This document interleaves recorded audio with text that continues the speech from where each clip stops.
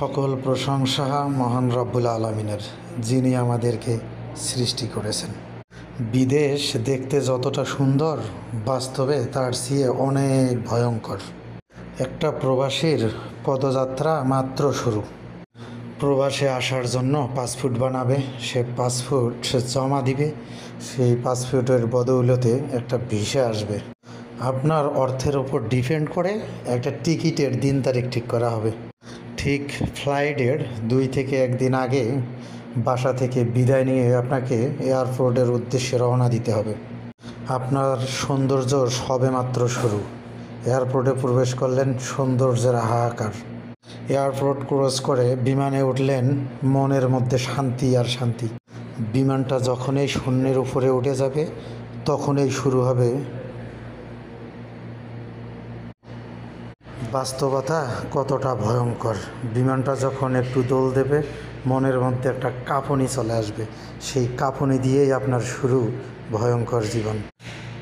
বিমানের জার্নিটা শেষ হবে, আবার এক নতুন এয়ারপোর্টে যা আপনার আগমন।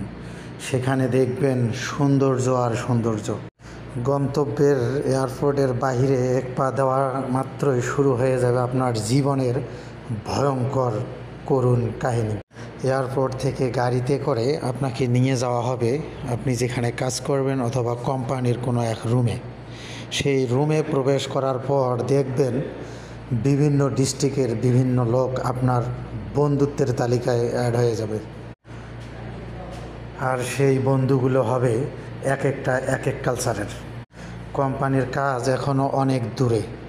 আপনার রুমমেটদের কালচার মিলাতেই আপনার লেগে যাবে 1-2 বৎসর।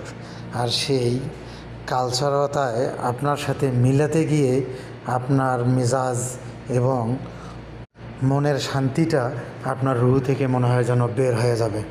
এক একটা লোকের চলাফেরা এক এক রকম। আপনি মেনেই নিতে পারবেন না যে আপনি ছিলেন কোথায়, আসলেন কোথায়। আপনার কালচার আর ওদের কালচার কোনোতেই মিলতেছে না। বাস্তবতা সবেমাত্র শুরু। পরের পর্বই থাকছে